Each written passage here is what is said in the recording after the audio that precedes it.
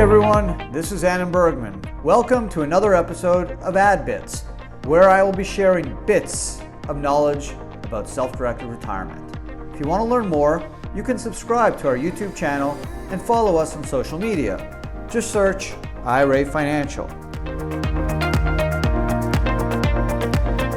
Hey everyone, and welcome to another episode of AdBits.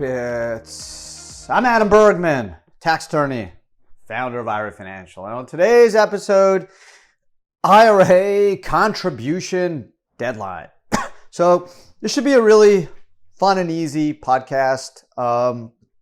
Everyone should kind of know these rules. So just thought it'd be a good idea to go through them again since we're nearing the end of the year and everyone is kind of focused on year-end tax planning. So if you want to get a more in-depth overall idea about year-end tax planning strategies for retirement accounts and personal accounts, check out the YouTube channel at IRA Financial. I just did a YouTube live last week on it, and it's about 30-40 minutes, and you'll hear me run down all the important year-end tax planning strategies.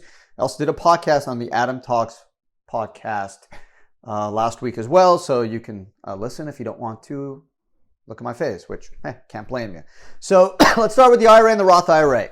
April 15th is the deadline. There's no extensions. So the deadline is not 12/31. So if you're listening to this in January or February of 2022 or beyond, you still have time. You can do $6,000 or $7,000 if you're over 50. Up until April 15th, no extensions. So who can make Roth IRA contributions? Well, essentially, if you're married, filed jointly, and make more than $208,000 in 2021, you can't do a Roth. If you're single, you can, and you make more than $140,000, you can't do a Roth IRA. So in 2021, you can do something called a backdoor Roth IRA, which the Build Back Better Act seeks to eliminate that going forward in 2022. But in 2021, you can still do what's known as a backdoor Roth IRA, where you simply make an after-tax IRA contribution and immediately convert to Roth, irrespective of account values. Just note, if you have other pre-tax IRAs out there, there may be a limitation on how much you can convert based off a pro rata formula. And I did a podcast on that last week, so you can check that out if you want more details about the pro rata formula on backdoor Roth IRAs. And actually, I'll probably do another podcast on it before the end of the year, just so everyone is clear on the rules. Now, what about a pre-tax IRA? So there are limitations too on who can get a deduction. Because if you don't get a deduction for a pre-tax IRA, kind of pointless to do it, right? Because then you're just stuck in an after-tax world where you don't get a deduction and all your earnings are subject to tax. So what's the point? You might as well just do it personally.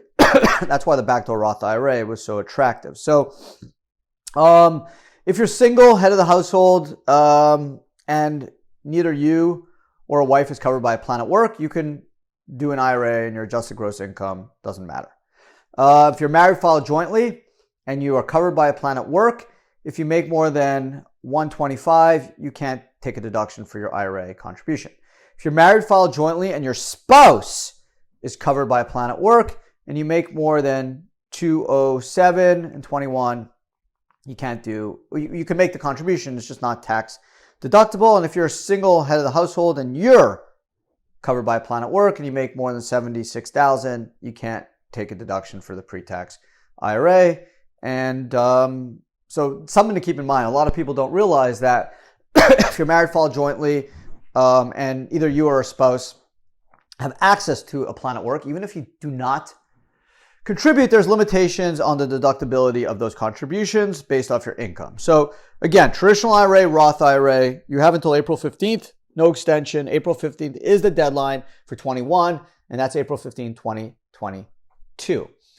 SEP IRA is a profit-sharing plan. It's 20% of your comp if you're a single member LLC, sole proprietor, 25% of your comp, W-2, guaranteed payment on a partnership.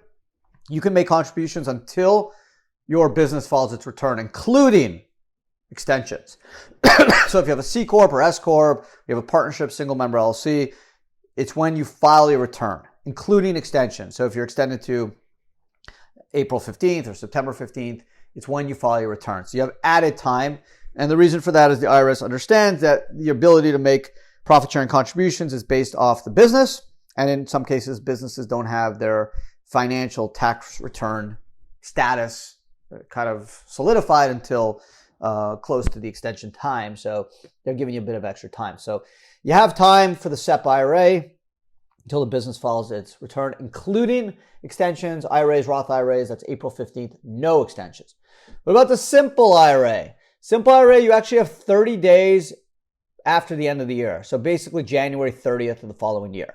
Okay, that gives you the ability to do simple IRA contributions, which has a maximum deferral of $13,500 for 2021.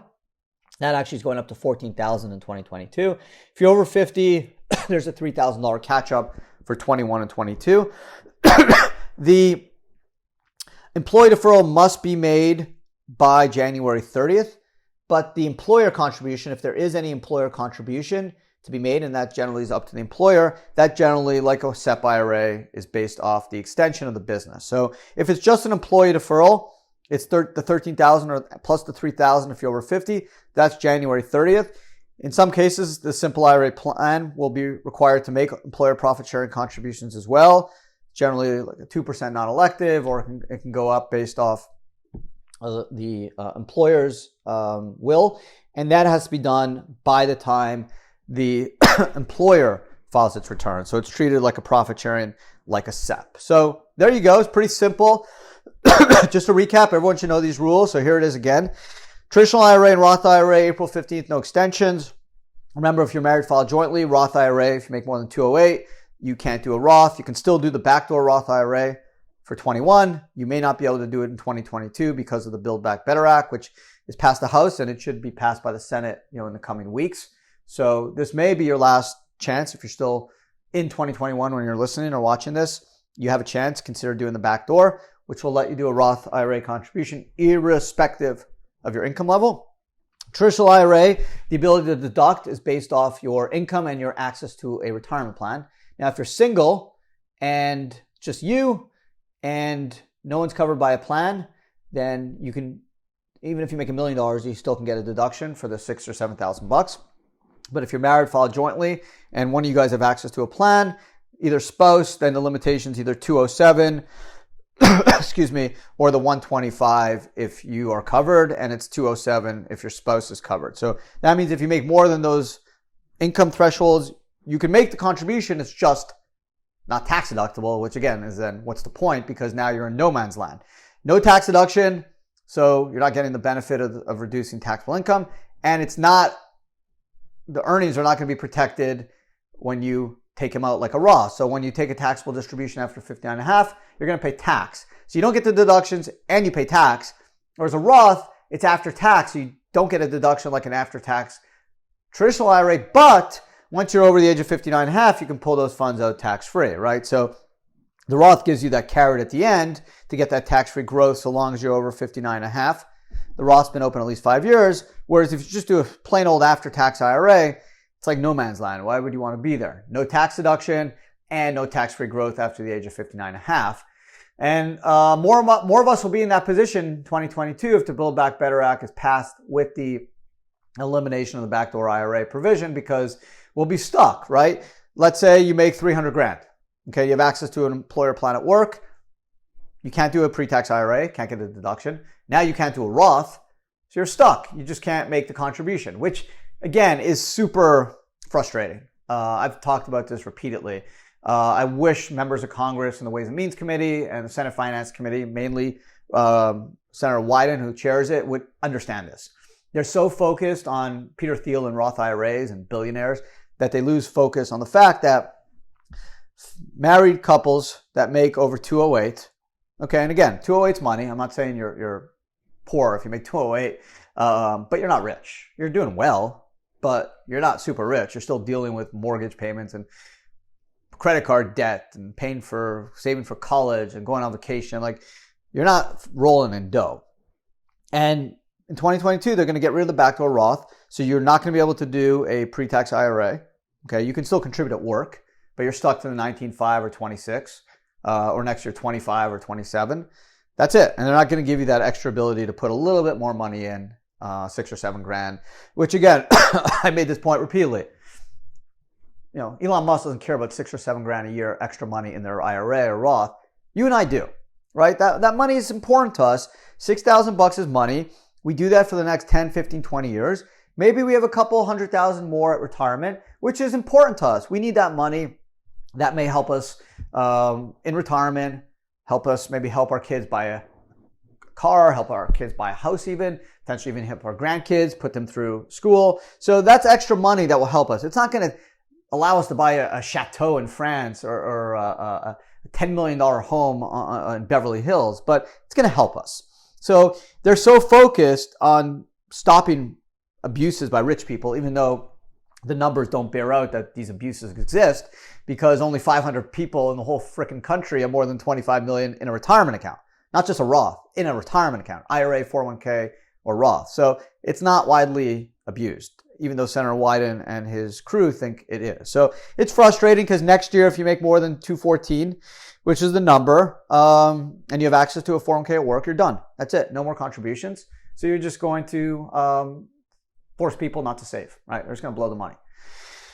IRAs are for savings, right? Because you can't take them out till 59 and a half. Forces us to save. Senator Wyden and his crew are basically throwing that concept out the window and just basically saying, okay, you max out in your 401k, that's all you can do. Just go below the money. Because we're worried about another Peter Thiel gaining billions of dollars in a Roth, which, again, if it was so easy to do, there'd be more than 500 people in the whole freaking country that do it. So super frustrating story. I just went on a tangent. It wasn't my intention, but my heart just boils when I talk about this stuff because it's so frustrating and it's really going to de-incentivize us to save and take money out of our retirement nest egg, which we all want to grow because we want to help our families when we're older, right? We want to have a nice retirement. We want to have the luxury of helping our kids or our grandkids get through school or help them buy a first home, and that extra $5, $6, $7 a year will help. And now they're just taking that option off the table because they're worried that someone may buy a startup stock and have a lot of money in a Roth IRA, and it sucks. Not fair that rich people get rich. So anyways, I wish I could had a chance to talk to Senator Wyden and explain to him and his team that you're actually hurting a much broader segment of the population than you think.